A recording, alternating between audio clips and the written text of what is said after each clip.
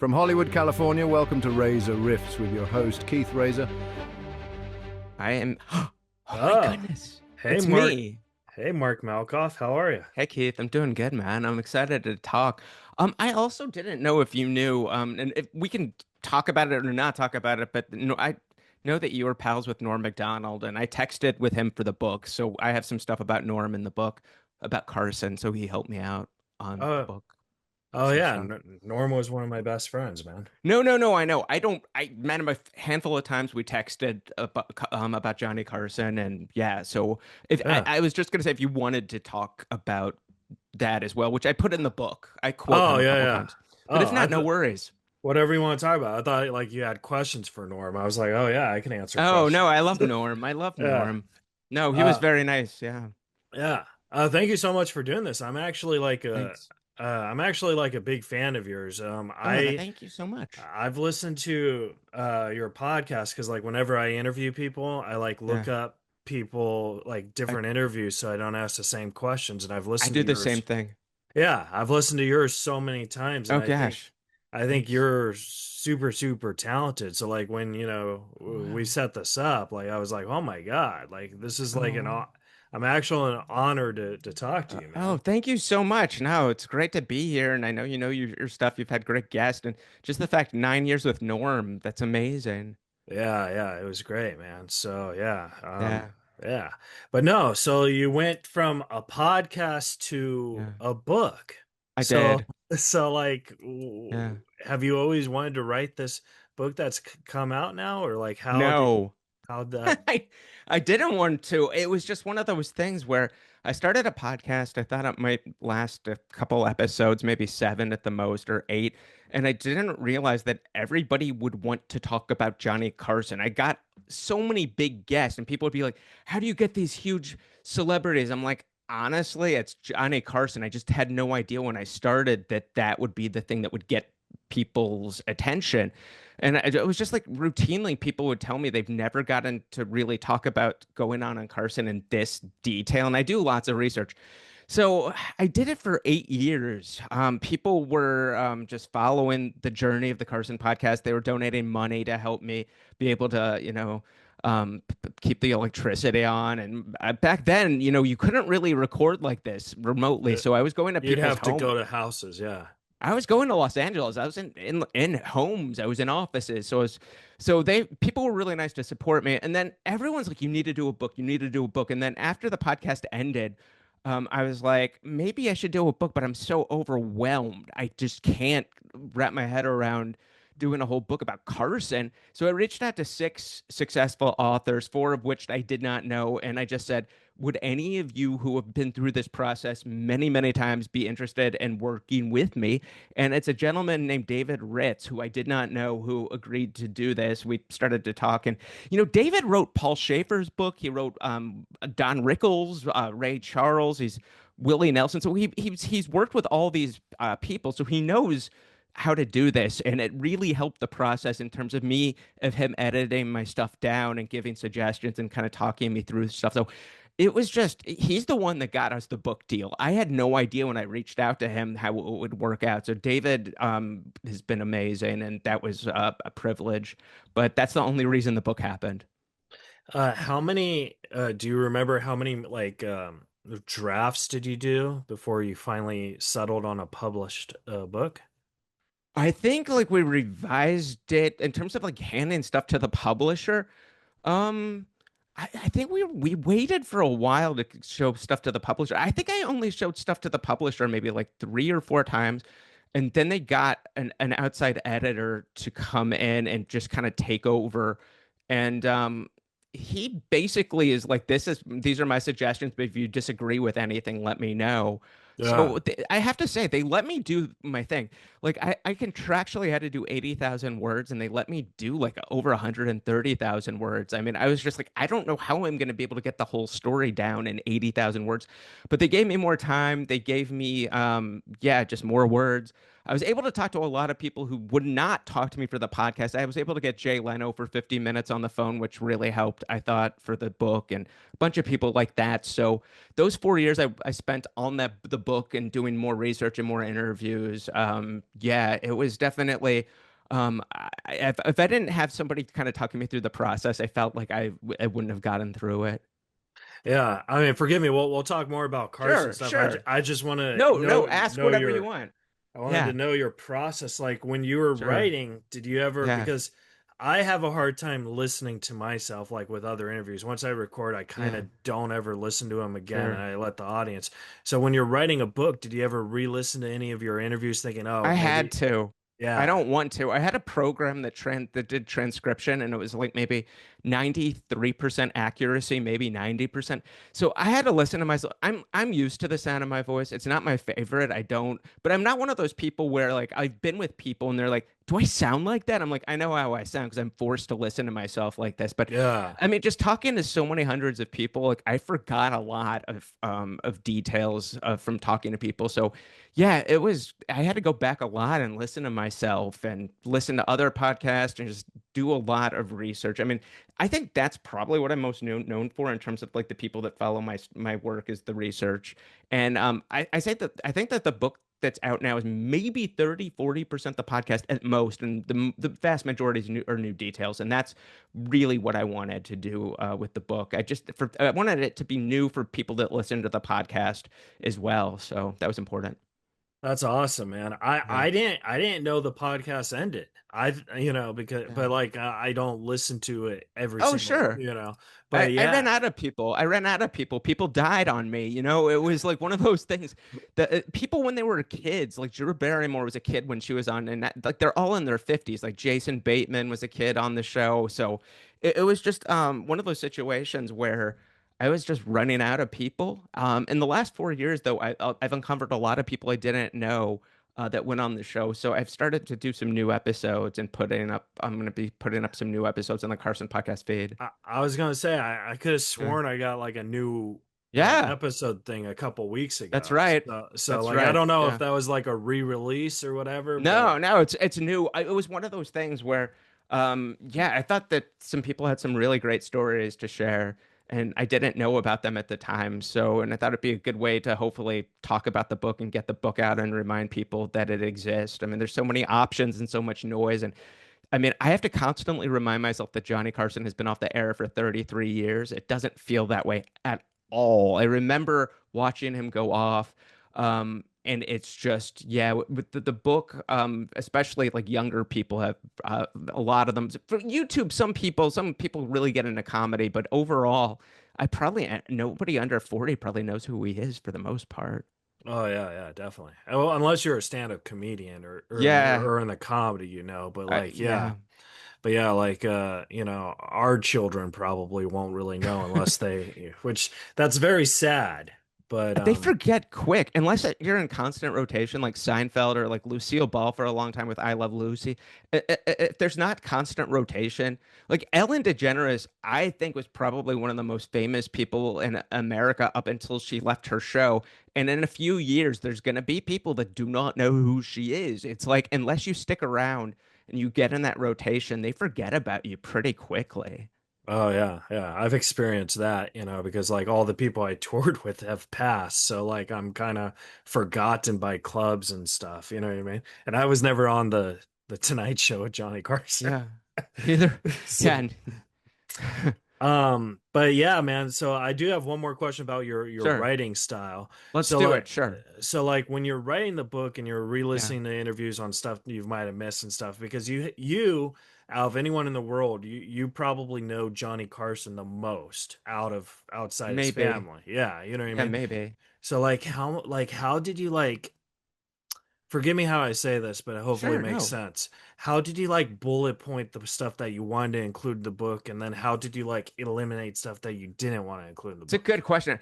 There was definitely essential famous moments that I thought would be that I would need to include just for people that didn't really know much about Carson and then people that did, but only I only put the famous stuff in if there were new details that people didn't know. So like so if there's a famous clip, I have new details and reveals on it. So if I was able to do that, I would keep those in. I felt like there were certain essentials to tell the story. Yeah, just really all the big beats that I thought, I thought it was important right like when before Carson got hired, to talk about that and just the whole situation where he turns down the job twice. And I really wanted to tell the whole story about Johnny's first episode on the Tonight Show. So there were just certain gaps I felt, especially within history. The first 10 years of the Tonight Show were pretty much erased. So I really wanted to tell that story. But yeah, I mean, I knew from some of the other Carson books, because I've read them, the gaps where I didn't feel like certain things were covered enough. And I certainly do think that this probably is closest to the definitive Tonight Show, starring Johnny Carson, uh, definitive of his 30 years. I wouldn't say his life by any means, but yeah, there were definitely just I just it was probably went down to the most important stories, and then David Ritz was really good with certain things, being like, you know what, I think you can let this go, because I knew I overdo it and stuff. The book is already like 400 pages, and it would have been 800 pages if David Ritz and didn't pull me back a little bit. So he helped me a lot to be maybe a little bit more objective on like maybe some of the stuff that was necessary and maybe some of the stuff that I could lose.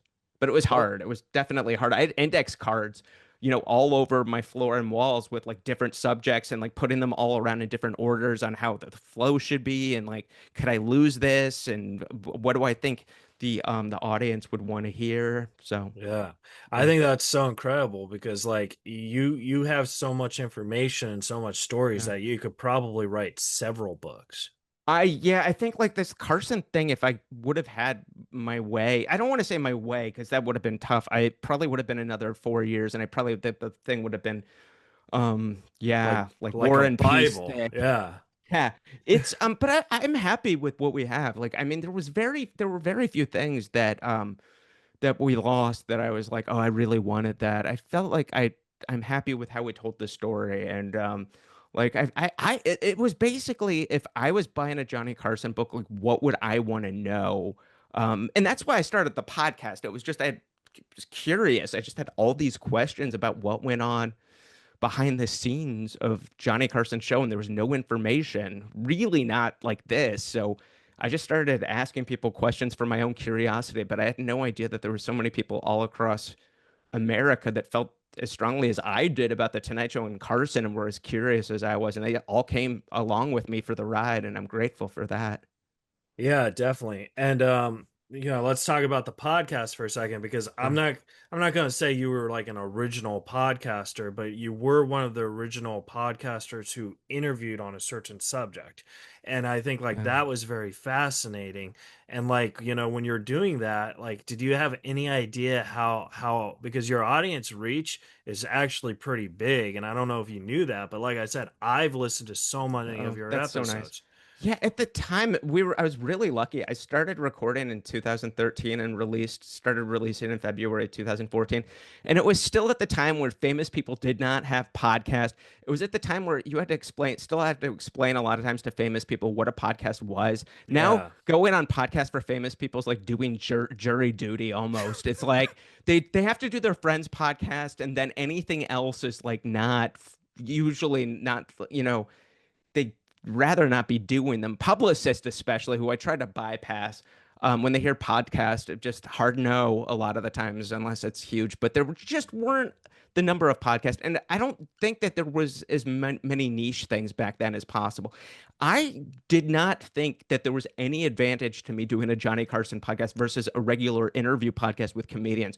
I didn't realize that was the reason that everybody said yes to me, because of Johnny Carson, where I got so many iconic people that their staff would be like, they're so excited to talk to him. Like, why would they be excited? And then somebody like Jimmy Buffett, I was like, What, Mr. Buffett, why would you be excited to talk to me? He's like, Mark, nobody in my entire career has ever asked me about going on Johnny Carson. It was the biggest moment of my career. That and opening up for the Eagles were the biggest breaks of my life, and nobody except you has ever asked about it, and I get to talk about it. So it was a lot of those type of stories where people just were excited to talk about Carson, and I had no idea when I picked this as the subject matter that that would be the case. Yeah, I just think that that's just so amazing, man. So, Thank you. congratulations, dude.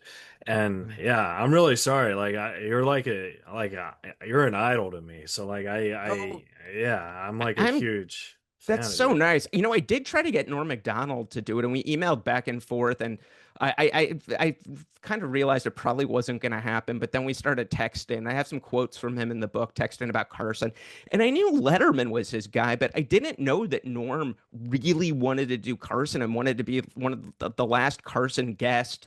And Jim McCauley, the Carson Booker, but broke Norm's He heart. hated him. He hated him. Yeah. Yeah. Yeah. It was Jay Leno and Jimmy Brogan that insisted that Norm come on when Jay was the guest host. And Norm annihilated. And Norm pointed out to me in one of the texts was like, and the last new person that did the Tonight Show, the last new comic, totally bombed, which is true.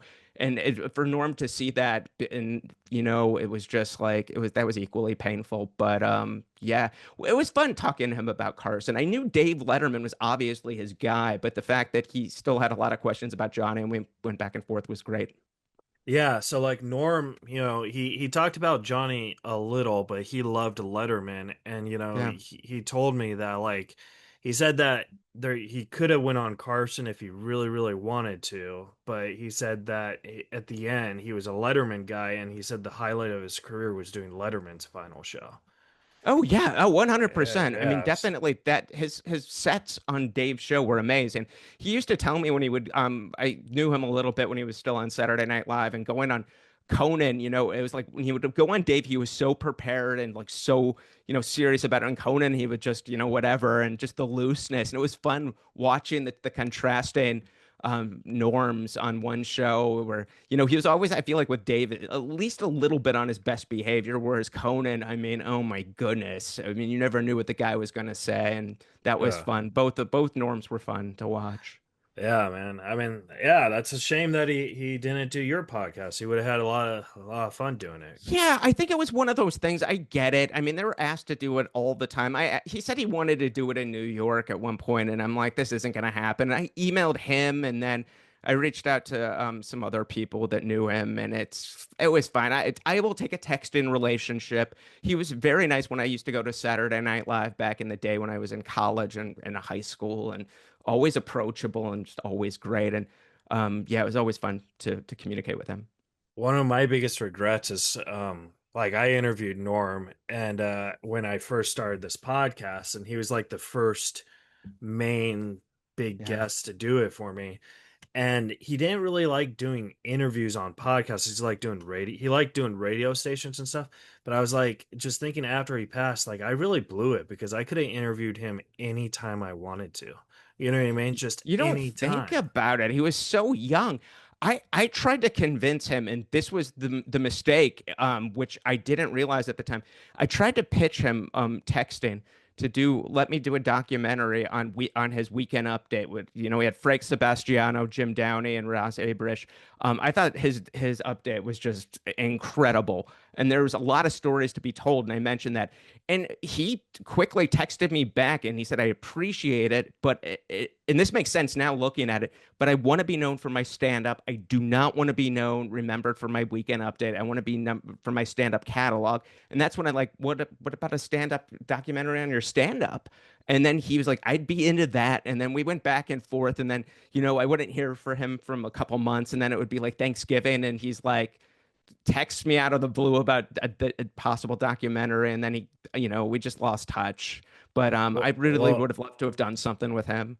well, let's keep in touch because I'm working Yeah. on something with Oh, good. Nolan North and Rob Moran, and we're trying to get Peter Farley involved for something like a documentary star feature. So like if that does get green lighted, Yeah. like I hope let's it does. let, Is Lori Joe working on anything? Do you know? It's really hard for me to talk to her now because, Oh, mm. just by the whole thing. I do I text don't really her. know her very well. Yeah. I've met her a couple times, but you text with her sometimes. Yeah, Yeah. I text her like once every 4 or 5 months just to see how she's Yeah. doing. But like ever since Norm passed, it's kind of like I don't really talk to her that much. You know what I mean? It just reminds you it's too painful because Very, very painful. And I can't. Yeah, her sorry. only relationship with me is through Norm too. So like I That's feel yeah. like it's kind of brings back that stuff too. You know what I mean? I still can't bring myself to watch Norm's final Netflix special. And all his friends talking about him afterwards, the one that he filmed at his apartment. I can't bring myself to watch it because I know that like I watch that means Norm isn't here anymore, and it's just I don't know. I just can't watch it. I haven't been able to watch it yet. Yeah. So yeah, man. But let's go back to your Let's do it. Let's do Johnny whatever. Carson stuff. Sure, let's Well, do it. you know, but no, man, I think that that's cool because your obsession with Johnny Carson is just like my Mm. obsession with John Cusack. So like I think like Mhm. that's Yeah. just I think that that's just incredible. And I feel like if you had an opportunity of Johnny, like I don't even know when Johnny Carson died, but I feel like if he knew about you, he would totally want to talk to you. I Yeah. don't know. Yeah, I mean, Johnny died in January of 2005. I remember going to Saturday Night Live when it was Norm's second year on Update, and I remember John Cusack was in the audience, and I remember going to the show. John Um, Cusack? yeah, yeah, it was John Travolta and Seal. John Travolta Oh, hosted with Seal, and he was Cusack was over there with Jeremy Piven. There were a lot of famous people were there that particular night. Yeah, that would have been the fall of 1994. 1994. I'm gonna write this down. This is cool. Yeah, I remember Cusack getting his autograph back when people got autographs and it was still like a thing. Yeah, you Now it's like got selfies. you have a Cusack autograph? Yeah, but it's like he took my black Sharpie and it was like I could read the J the J, but like it's like you can't really tell it's who wrote it. But I mean, I remember because I was right there in the lobby afterwards because you Oh, know, yeah, I that's was a very teenager.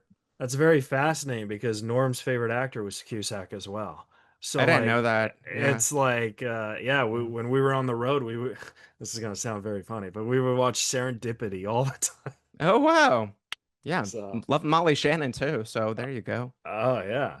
So you write the book, you do the podcast. Yeah. Now you're doing so many podcasts as you're doing a press thing and you're going Mhm. on tour with a book thing, right? Like you're talking and stuff. Like how's that like for you? It's been interesting going to I was in Chicago at their broadcasting communications museum, which was fun. They have a late night exhibit. And then I was in I thought it was called Norfolk, Nebraska, but they pronounce it Norfolk, Yeah. Nebraska. But I was just in there, which is Johnny's hometown, and I was in his boyhood home. So that was emotional being in Nebraska. But both of the book events have just been fun. We did one here in New York City as well. It's a lot of people that listen to my podcast, which is so nice, and that just want to say hi and meet me. And I usually do like a half hour talk and then take questions for a half hour. But yeah, it's just like I was for 4 years just working on this book and not around people that much, other than my wife Christine and my cats. So it's great to get my social skills back slowly. Yeah. But yeah, it's been definitely a great thing hearing from people that have read the book and people that knew Johnny that worked on the show that have contacted me that liked the book and I just really wanted to get the story right. And I felt a big weight of responsibility to really get some of these stories that have people have gotten wrong over the years, the media's gotten wrong, and get them correct. Yeah. So like what kind of stuff did the media, for example, get wrong that you corrected in a way? I think like I'll give you some examples. I'll give you like one example is for sure that Johnny did not have friends, cold and aloof, a complete recluse in retirement. It's just the people I talked to Johnny's friends, and they all consistently said the same thing, which is that Johnny was almost the same person on and off the Tonight Show, almost the exact same person, a little less gregarious. And the reason that some of these people told me that Johnny might have appeared to be a little maybe cold and aloof if they said was just self-preservation because the guy was so famous that he could not walk down the street without somebody grabbing his arm feeling they knew who he was. Mark David Chapman, who assassinated John Lennon, had a short list of people to kill if it wasn't John Lennon, and Johnny Carson was on the list. The Oh my FBI God. was routinely had to protect Carson's life. People getting past NBC security with guns and knives. So Johnny, when he was not doing the Tonight Show, when he was not around people he knew really, really well, could come off cold and aloof, but it was self-preservation. And he was one of those people that would only get to the studio maybe an hour or two before the show. He'd be working on the show all day at home, but he just would protect his energy at all costs. He knew that if he was at work all day and having lunch with people, that his energy just would not be there. So some people that might have thought in the hallway he looked cold and aloof. It was protecting his energy because, in the beginning he was doing an hour and 45 minutes. That's how long the Tonight Show was. Then it went down to 90 minutes, and then it went down to 60 minutes. But yeah, it was a lot of energy to do that show. So he guarded the energy. That was one thing I wanted to just go on the record that he had friends. The second one is Joan Rivers, for it seemed like for decades, just would talk about how Johnny, the feud, how Johnny never talked to her again, and she wasn't allowed to tell Johnny about her Fox show. And I really wanted to kind of talk about what actually really happened in the words of people that worked on Carson's show, people that were Miss Rivers' friends. And what happened is Barry Diller, who was the head of Fox, I sat down with him and he told me what I'd heard from everyone else, which is that he told Joan Rivers, you need to tell Johnny that you're going to be competing against him. I'm friends with Mr. Diller was friends with Johnny Carson. They played in a poker game. It was Steve Martin, Chevy Chase, Neil Simon, Carl Reiner. And Miss Rivers refused. She told Barry Diller there will be unforeseen circumstances, consequences if I tell Johnny. So I'm not going to tell Johnny. And then Miss Rivers, she tried to take Johnny's producer Peter LaSalle, which she admitted, and all 5 talent coordinators of Johnny's show, Miss Rivers tried to steal and offered them double the salary. There were a lot of shady stuff like that was going on. And at the same time, while she was still she had already signed her deal with Fox, and she was still negotiating with Carson Productions to guest host The Tonight Show, even though she had no intention. She had already signed a deal with Fox. Johnny didn't know, but she was still negotiating to keep guest hosting The Tonight Show. So Johnny just thought it was a terrible way to do business. And for somebody that was that loyal, Johnny was so loyal to her. I mean, gave her all these breaks, made her permanent guest host of The Tonight Show, the first person ever to be permanent guest host. Her rates went through the roof when she was permanent guest host. She broke Frank Sinatra's record either in Vegas or Atlantic City for what she was getting paid. And yeah, it was just, I think Miss Rivers never got over it. And Johnny famously never talked to her again. But Johnny found out the night before the press conference from Brandon Tartikoff, the head of NBC. And Miss Rivers, when she found out that Johnny knew, panicked and called Johnny, but it was too late. There was really nothing to discuss at that point. The way that she handled it was, if she would have gone to him, people that knew Johnny said this universally, if she would have gone to him like everybody else, the competitors, say, I have an opportunity to go up against you, a competing show, Johnny would have said, you have my blessing. The one thing he would have told Miss Rivers, because he was always a straight shooter, he would have told her he did not think that it was a good career move because he was convinced that her style would not work every night. She was very good, Johnny thought, every 5 weeks as permanent guest host. That was fine. But she was doing all these cruel jokes on Elizabeth Taylor being fat and all these public figures. So he just didn't think that style would work. And it didn't. I mean, Miss Rivers had trouble getting guests. The show was not doing well. And Barry Diller, after like 10 months or whatever, said, either I'm firing your husband as producer or you're gone. And Miss Rivers thought Diller was bluffing. He wasn't. And Miss Rivers was removed as the host. And they brought in guest hosts such as Arsenio Hall and some other people. And Miss Rivers, then her husband, unfortunately, committed suicide. And she found out she was something like millions and millions of dollars in debt. And I give her a lot of credit. She was resilient and bounced back. I mean, it's unbelievable, like as a comedy icon for women and just her strength, what she was able to do. But she always would badmouth Johnny in the press. And Johnny didn't feel that he owed the public any explanation of what happened and didn't want to get in a he said, she said thing. So he just never mentioned her ever again on the show. It was like, not like, he's like, it's not like I'm going to get revenge. It's like, you don't exist anymore. So I thought it was important to clear that up.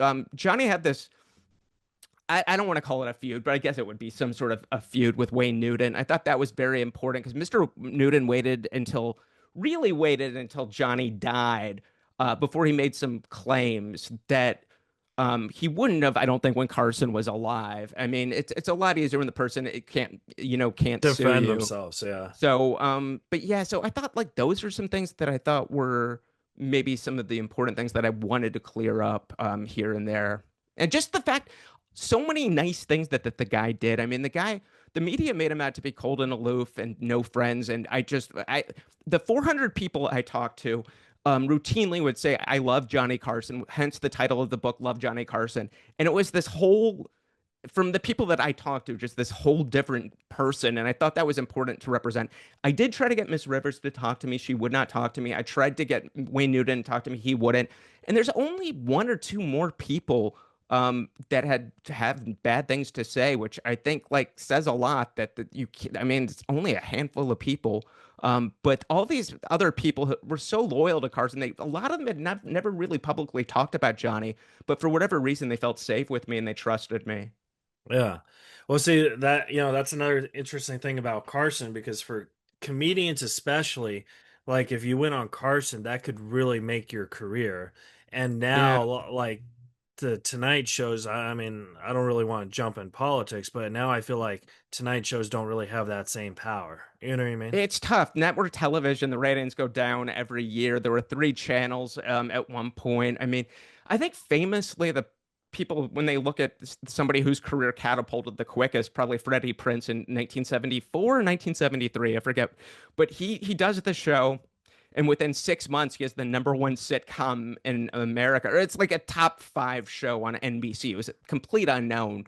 There's all these folklore myths of things that did not happen. A lot of people to this day will say, Freddie Prinze goes on Johnny Carson show, and the next day NBC offers him his own show, and it's like that did not happen. NBC did not want Freddie Prinze at all to have a show. James Comack, who's the producer of Chico and the Man, saw Freddie's tape on the Tonight Show maybe 2 weeks after he debuted, and NBC did not want this unknown person because it's a big investment. You want somebody that has more experience.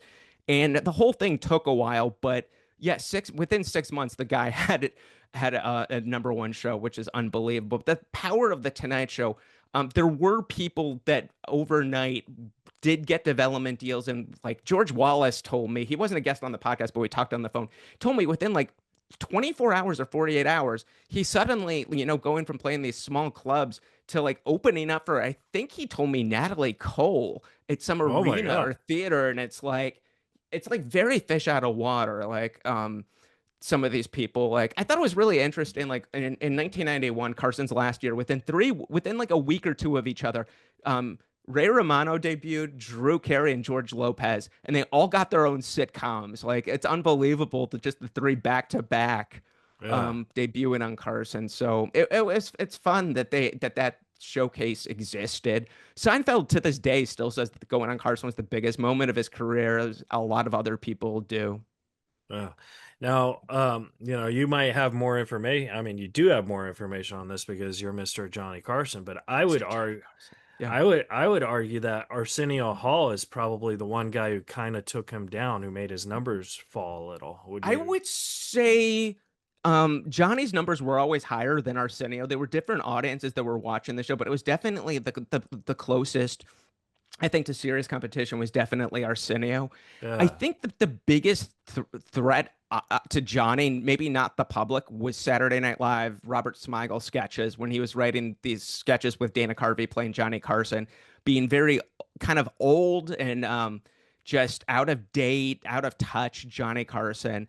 And those sketches Johnny did not like and felt they were mean spirited and felt that they represented him, made him look old, and he didn't want the public to feel that about him, and that was part of why he retired. But yeah, Chris Rock played Arsenio in one of those sketches, and yeah, Johnny was not happy with the writing, the Smigel's sketches, and I think that was hard. But the Arsenio thing, like I give Johnny credit because Arsenio was like the hottest thing in TV for like 2 years. And during that, I would have been tempted for Johnny to change the camera angles and make them like MTV-esque or, book like younger like musicians and stuff and try to change maybe the show or dress hipper, but he never wavered, which I thought was amazing. Like you have someone like Tony Bennett who had a lot of career, he was on top of the world and then had a lot of rough years, but he never deviated from who he was as an artist. And I think that it took a while for people to catch back up with Tony Bennett, but I think that the easy way out is just to change your style to fit what people want, and that doesn't usually work for artists. And the fact that Johnny stayed grounded in the type of entertainment and music that he wanted up until he retired and he remained number one, I think says a lot. Yeah. So who is the hardest person you interviewed about this? And then my second question, the follow up to that is who is the Sure. easiest person to interview? Do you mean like the hardest person to get to say yes, who is notoriously says no to things? No, just like a hard person to interview. Like I'm sure you've interviewed Okay. people where you're like, oh, this guy's just um, not giving me anything. you know what? I think it's probably some of the staffers that have never been interviewed before and never have done anything like that. In terms of public figures, um, I think I'm only going to say this because she had some she was open with her struggles. I was in Los Angeles with Terry Garr at her home, and I was able to edit the final thing down to like 15 minutes, but I think we recorded for maybe a half hour, and there were certain things where I could just see in her eyes she remembered, and it was like incredible just to hear her talk. But she was going through so many health challenges that some of the stuff she just didn't. It was just tough getting some answers out of her. So I wouldn't, I just didn't want to put anything out unless it made her look good. So I just edited the thing down. But that was kind of a challenge. Yeah. In terms of like what was easy, someone like Bob Einstein, who's just hilarious, and you just get out of his way and just let him go crazy. I mean, I was at his home twice. He was fun. Carl Reiner was another person that was effortless and easy. I was at his home twice, and then I interviewed him a third time on the podcast. It was like 33 days before he passed away by phone. I did a phoner. I didn't like doing phoners unless I had to, but Phoners are tough. yeah, Phoners they're are not my very tough. favorite. But Yeah. I think those maybe were seem like maybe the some of the hard Terry Garr. I think maybe just with her health stuff, but I have to say for the most part, the people that said yes to me wanted to be there and they had good attitudes. But yeah, maybe some of the people that weren't used to being interviewed. Johnny had one assistant or worked with somebody that was just tough to interview just to get answers. And I know that a lot of people emailed me, I'm so sorry, I felt so bad for you. But I'm like, no, they just, not everybody's meant to do interviews. It was nice that they said yes to me and they did the best they could. But some people just have yes and no answers sometimes, and it's just doesn't make for a good podcast. But what can you do? Now, would you say that like Zoom, because when you were doing it, there was no Zoom, you'd either have to Skype if it was a phone or you'd go to their place. Would you say like now, like you kind of wish you had Zoom back then, because you could. I am so grateful that I did not have that capability because I think that I definitely got responses that being in the same room with the person and like I just didn't know technically how to set up two microphones. So I only would have one microphone. I would hold it and I'd go back and forth. So I'd kind of have to sit near the person. And it created this like intimacy thing a little bit where we could only be a few feet away from each other. And there was like a connection with me being in the room with the people. So I thought it was really great at the time. I mean, I went all around New York City interviewing people in person, Connecticut, New Jersey, all over California. But then, yeah, there were some people at Carol Burnett that was like, it's either the phone or we're not doing it. And I'm like, you're Carol Burnett, of course, we're gonna phone it, and that was fine.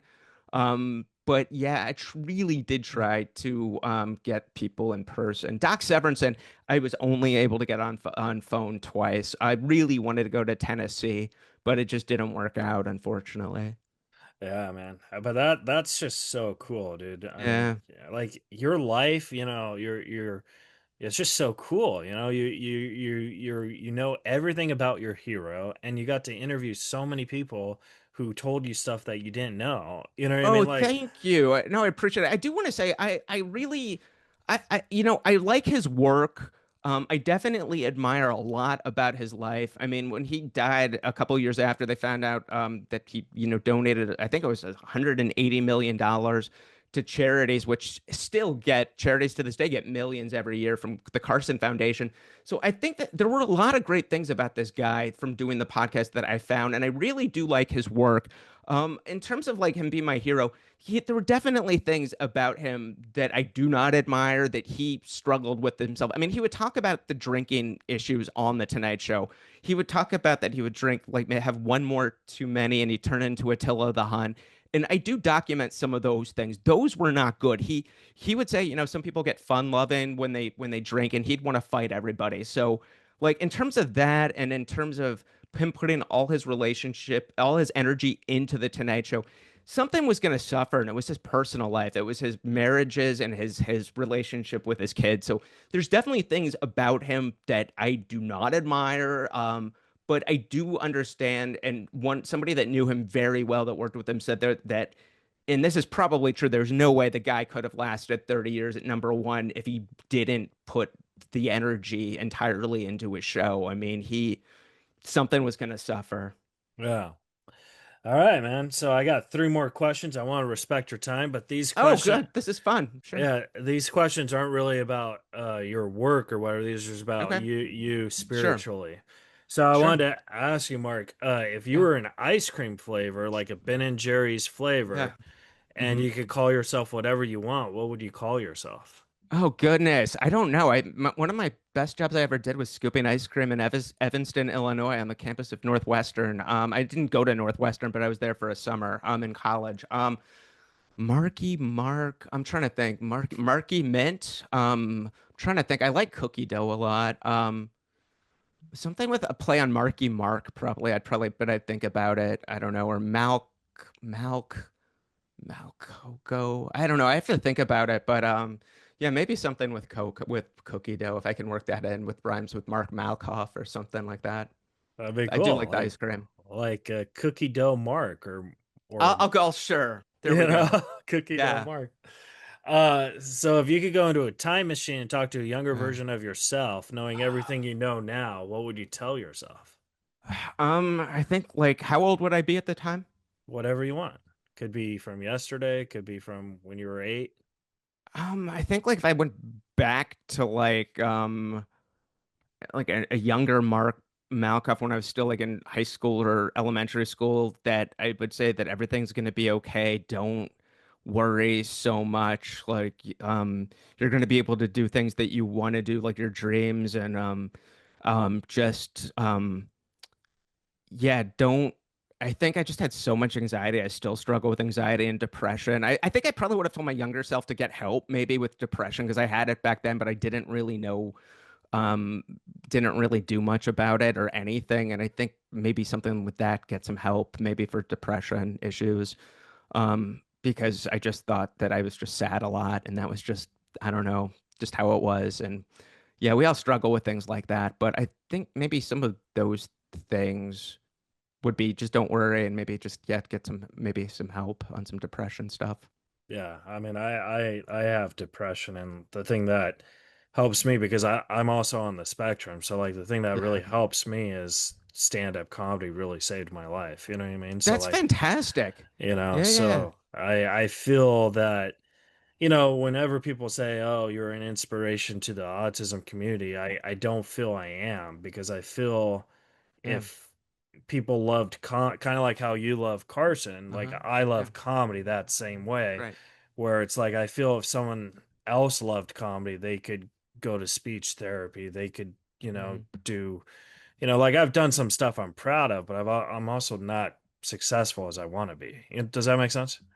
I mean, I think success is relative. I think I struggle with that sometimes, just not being where I want to be necessarily. And but then again, I know people that are like famous that aren't happy where they want to be. It's tough sometimes, but I just think that all we can do is be our best person, and like that's great that you're able to use your gifts and be able to make people laugh and encourage people. I think that's a wonderful thing. I do think that there are a lot of people that have these gifts or things and that they just aren't, for whatever reason, and that's fine, if that's their decision, but they just kind of like don't do anything with it. I mean, I've seen so much wasted talent, and that's okay. Like, if people don't want to use it, I guess, or they want to focus on other areas, I get it. Sometimes I feel like people like myself, the way I'm wired, I think I get maybe a little bit too obsessed career wise and stuff where I wish I could pull it back a little bit. But I do notice that I've met so many people that have very unique gifts that just don't seem interested in using them or exploring them. And I think that sometimes to me, from an outsider's point of view, I think that that is unfortunate. Yeah. And then my last question for you, Mark, is if you could go back and you were on the Tonight Show with Oh Johnny Carson, gosh. and Johnny Carson gave you the hey, okay, come to the couch. And Yeah. I know he didn't like talking off the camera, but let's Yeah. just say he did. Sure. What would you talk to Johnny about? Oh my goodness, I would have to have something prepared. Yeah, the reason he didn't like to talk to people during the commercials because he liked to keep things spontaneous for the show and like to keep up his energy. Um, I don't know. I feel like Stephen Wright was really fun. Like only I think 15 people that I can think of, maybe a few more were called over in 30 years to the couch. Stephen Wright was getting laughs just being nervous. I thought that was funny. I don't know.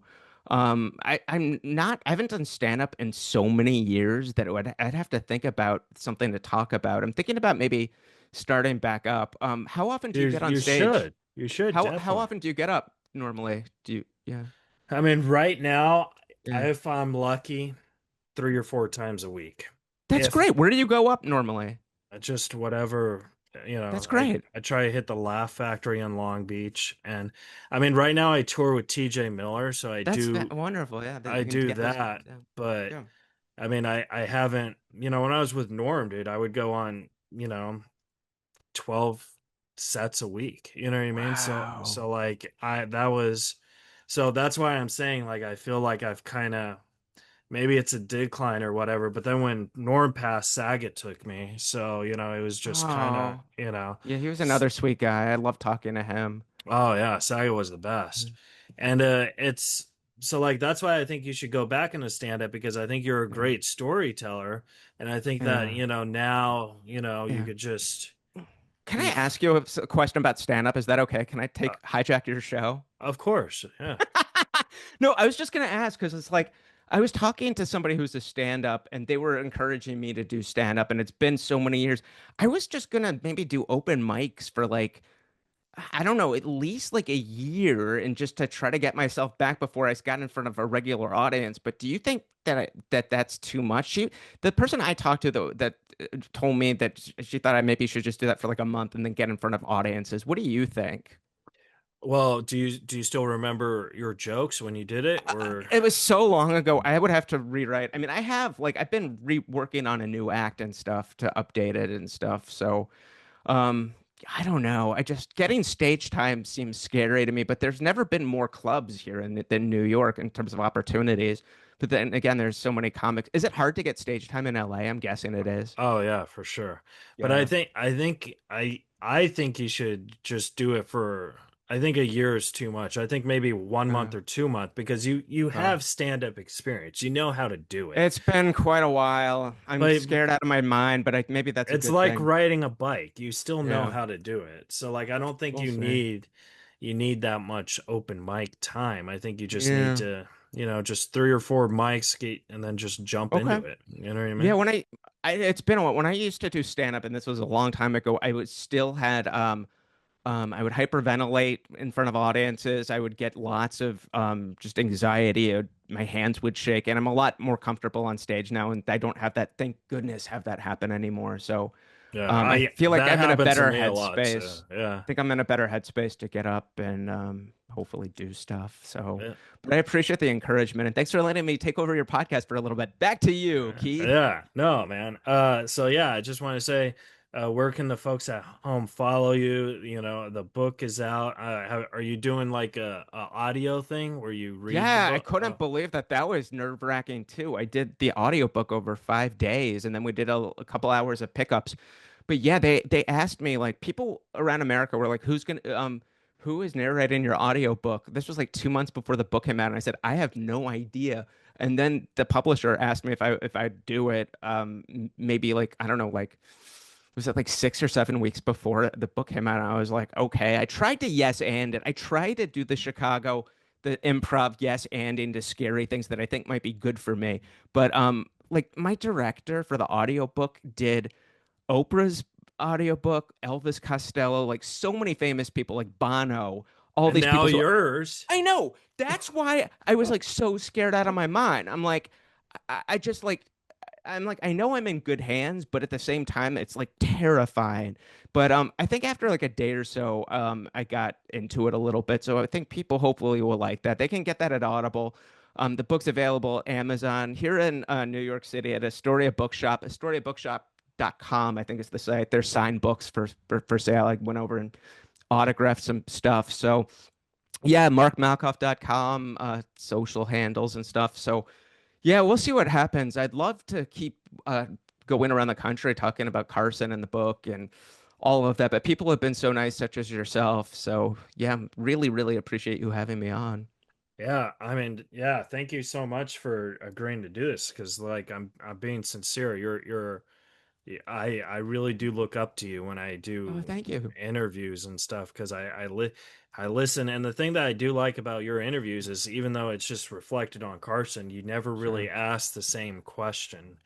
Like when That you I tried that. That was one thing I wanted. I didn't want to ask the same cookie cutter questions that a lot of these people get.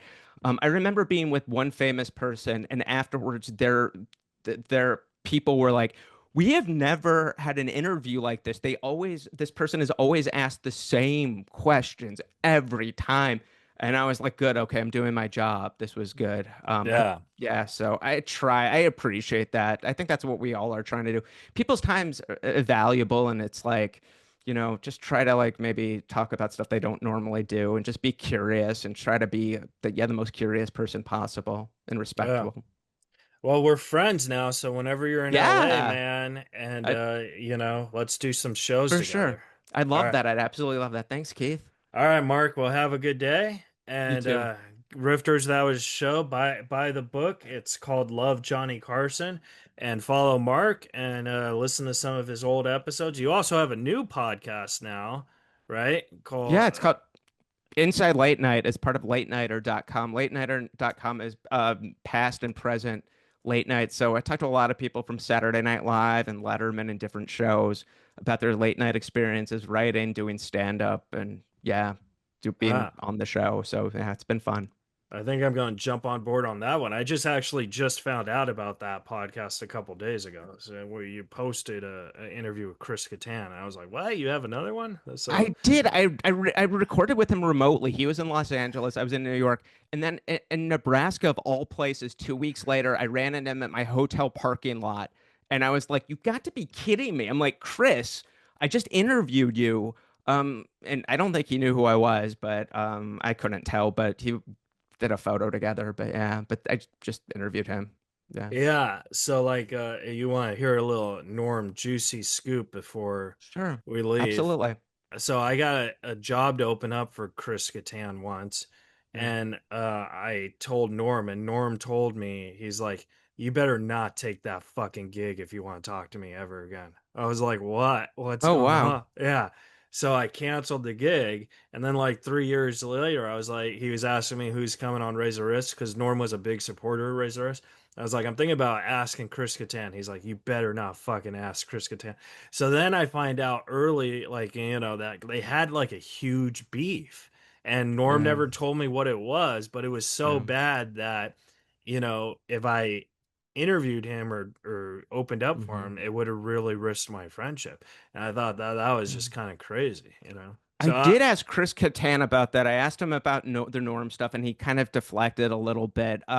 There at one point, I did ask about because Chris Kattan had told this story a bit that Norm, I guess they were on an airplane together. Norm had taken Kattan's sneakers and Catan, I guess, took a nap or something and woke up and his sneakers were gone. And Norm's like, I don't know where they are. And Catan had to walk through the airport without any shoes on. And then I guess later Norm gave them back, but then Norm held, or Catan held Norm's black leather jacket, which was like Norm's Linus blanket, hostage at Saturday Night Live. And I asked Catan about how long he held the jacket hostage, and it was like he said only like an hour or so because I know that the way Catan said it, Lori Joe called and said Norm needs his jacket back, please. And Catan said, this is between Lori Joe, this is between me and Norm, not you. And Catan deflected that. Yeah. But yeah, that's amazing. It did seem that there was a thing with the two of them. Catan also, I said Norm hosts Saturday Night Live. He comes back and he hosts the show, and you're not in the show at all.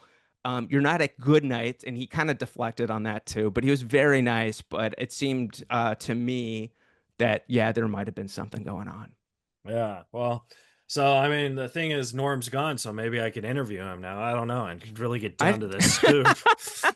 I don't know. It's Norm was such a special guy, special comic, always very nice to me. But that's interesting with the Catan stuff. Yeah, I don't know. It's been like, it's Norm's been gone for a couple years now, and I think the Catan, I think, probably just chooses to maybe focus more on the positive things with him. But when Norm went back to host Saturday Night Live, I thought it was amazing. There were a bunch of writers over there that were so upset at him for his monologue, where he says, "I haven't gotten any funnier. The show's just gotten really bad." So, I mean, I'm funnier compared to, well, you'll see a little later. Okay, we got a bad show for you. Dr. Dre and Eminem are here. So Which there were a bunch best of monologue. I mean, it was nobody would go up to Norm at Good Nights. None of the cast members went up to Norm at Good Nights.